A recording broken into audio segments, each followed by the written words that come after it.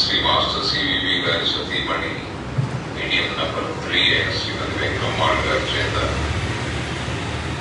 Empty a నుంచి అందుకోబడినవిగా వ్రాయబడి ఉన్నటువంటి ఈ వాంగ్మయం అంతా కూడా అపౌరుషేయమే.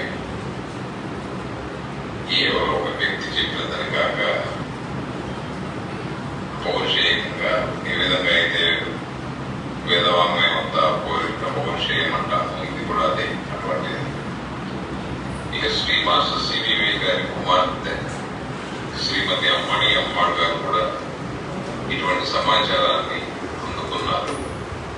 అయితే వారు అందుకున్న సమాచారం అంతా థాట్ రూపంగానే ఉండి శ్రీ మాస్టర్ సివివి గారికి చేరినట్లుగా వారు రాసినటువంటి అనేక రచనల ద్వారా మనం తెలుసుకోవచ్చు. ఈ ముగ్గురు మీడియంలో కూడా ఒక బ్రాన్స్ స్థితిలో ఉండేటువంటి మీడియం. ఇలా వీరు ముగ్గురు అందుకున్న సమాచారంలో యోగంలో ఒక ప్రాక్టీస్ కోసమని కొన్ని ఉచ్చారణ పదాలని ప్రాక్టికల్ గా కోర్స్ నేమ్స్ గా చెప్పి ఉన్నారు. ఈ కోర్స్ నేమ్స్ అనేవి శ్రీ మాస్టర్ సివివి గారి దేహంలోను, కొందరు మీడియంల దేహంలోను ఈ యోగానికి సంబంధించినటువంటి ప్రయోగాల కోసం శ్రీ మాస్టర్ సివివి గారు ఉపయోగించారు. కోర్సు అంటే ఇక్కడ ఒక పద్ధతి లేక ఒక ప్రక్రియకు సంబంధించినటువంటి ఒక మార్గం. ప్రతిదీ ఏదో ఒక పద్ధతిగా జరిగినట్టుగానే సృష్టిలో జరిగినటువంటి లేక సృష్టిలో ఉన్నటువంటి కొన్ని పద్ధతులకి కొన్ని విధానాలకి సంబంధించిన వివరణలు అనేకమైన వాటిని శ్రీ మాస్టర్ సివివి గారు ఇంగ్లీష్లోనూ తమిళంలోనూ రాసుకున్నారు. అందులో అటువంటి వివరణల్లో ఈ కోర్సు వివరణ అనేది సృష్టిలోని అనేక మూల పద్ధతులని మనకు తెలియజేస్తుంది. ఈ టీ కోర్సులో సంబంధించినటువంటి వివరణలో చెప్పినటువంటి అనేకమైన విషయాలు సనాతన వాంగ్మయంలో కూడా కొన్ని కథల రూపంలో ప్రచారంలో ఉన్న విషయాలకి వెనక ఉన్నటువంటి ప్రాతిపదికల్ని మనకు తెలియజేస్తాయి. ఇప్పుడు ఈ టీ కోర్స్ వివరణ సందర్భం ఏమిటంటే శ్రీ మాస్టర్ సివివి గారి చేత తమిళంలో రాయబడినటువంటి ఈ టీ కోర్స్ వివరణ యొక్క మూల ప్రతి చాలా మంది చూసి ఉండలేదు. ఈ తమిళ మూల ప్రతిని శ్రీ వేటూరు ప్రభాకర శాస్త్రి గారి శిష్యులైనటువంటి శ్రీ ఏవి శ్రీనివాసాచార్యులు గారు భద్రపరిచి ఉంచారు. ఈ మధ్యకాలంలో వారి కుటుంబ సభ్యులు శ్రీ ప్రభాకర మిత్ర మండలి తిరుపతి మేనేజింగ్ ట్రస్టీ అయినటువంటి శ్రీ మనుగోడు లక్ష్మణమూర్తి గారికి ఈ పుస్తకాలను అందించడం, ఆ పుస్తకాలని శ్రీ లక్ష్మణమూర్తి గారు శ్రీ ఖమ్మంపాటి నరసింహమూర్తి గారు క్రోడీకరించడం, ఈ అద్భుతమైనటువంటి వ్రాతప్రతిని అందరికీ అందించడం కోసం ఈ మాస్టర్ సివివి గారి స్వతస్తూరిలో ఉన్నటువంటి 100 సంవత్సరాల నాటి పుస్తకాలన్నింటినీ వారు క్రోధీకరించి యథాతథంగా అలానే ముద్రించడం కూడా జరిగింది. ఆ తమిళ మాతృకతో పాటుగా శ్రీ రవీంద్ర సుబ్రహ్మణ్యం గారి సహకారంతో తెలుగు అనువాదాన్ని కూడా శ్రీ ప్రభాకర మిత్ర మండలి వారు అదే పుస్తకంలో అందరికీ అందుబాటులోకి తేవడంతో ప్రయోజనకరం.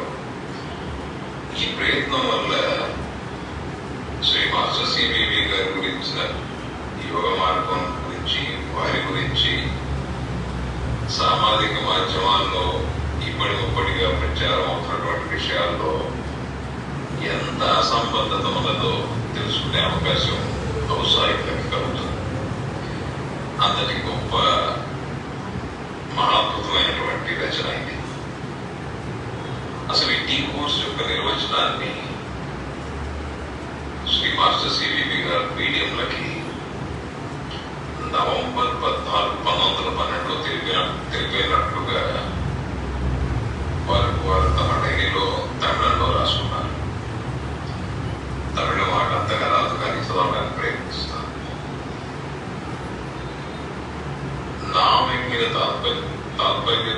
ஏதன் ரீதியில் ஏற்பட்டால் பிரம்மாவுக்கும் நமக்கும் 2 ரீதிகள் ஏற்படும். நாம் என்பதை ஒன்று, நமக்கு மேல் இருக்கப்பட்டதே ஒன்று. இந்த 2 విధులైన తాత్పర్యం.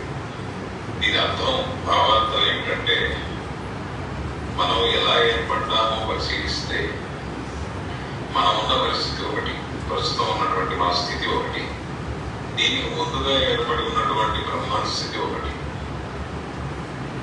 మనం ఒకటి, మన పైన ఉన్నటువంటి స్థితి ఒకటి. ఈ రెండింటి మధ్య వ్యత్యాసం, ఆ రెండు ఏర్పడడంలో ఉన్నటువంటి వ్యత్యాసం. ఈ రెండింటినే మాస్టర్ గారు టీ కోర్స్ అని, ఏ కోర్స్ అని కూడా వారు రాసి చెప్పి ఉన్నారు.